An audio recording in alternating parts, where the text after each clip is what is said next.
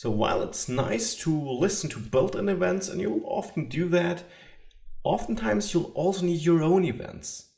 And I will show you how to build such a custom event and use it with event binding in this lecture. So I'll go back to the event binding component and I'll add a new property, which I will name clicked. And this will be a new event emitter object. Now, event emitter is something I have to import here from Angular 2 Core. And this allows me to emit events and to listen to it, like the name implies. So what I want to do now is, here, when I'm clicking on it, I'm actually using my clicked event here, my clicked property, and I call the emit method. And I will emit some text. It works. Therefore, this is a generic type. I'll make this of type string. It will work without that too. And if you're not aware what generic types is, don't worry about this. Basically, this means event emitter is an object which can wrap itself around several other types. So you may emit an event with data of type string, like we're doing it here, or you may emit an event with type of being, well, a complex JavaScript object. So it doesn't care which type of data it emits, and therefore it's generic, and here we're using string. That's all I'm saying here. So now I'm emitting this event. As a next step, it would be great if someone was listening.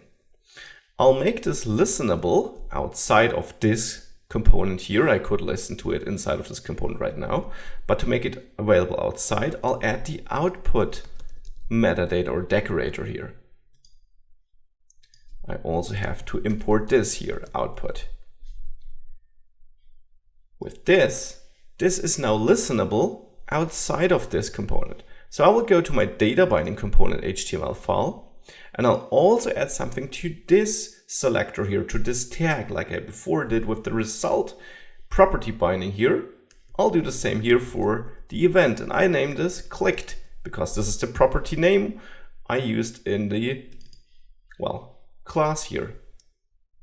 So clicked, of course, is no built-in, no native event. This is my custom event. And then, like for native events, I specify what should happen when this event appears.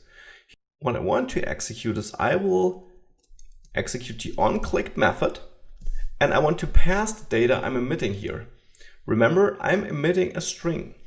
And I can extract the data with the $event object or name here. And this is protected. You can't overwrite this. This is the object Angular 2 will store the data passed through an event inside of. So $event is your way to extract data you pass with an event.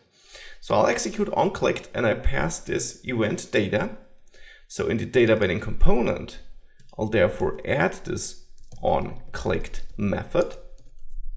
And I know that I will get a value of type string because that's what I'm emitting.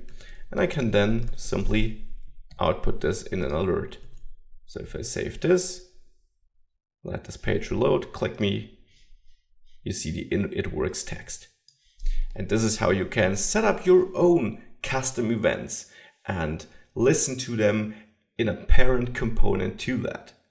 And this, of course, is a great way to let components communicate.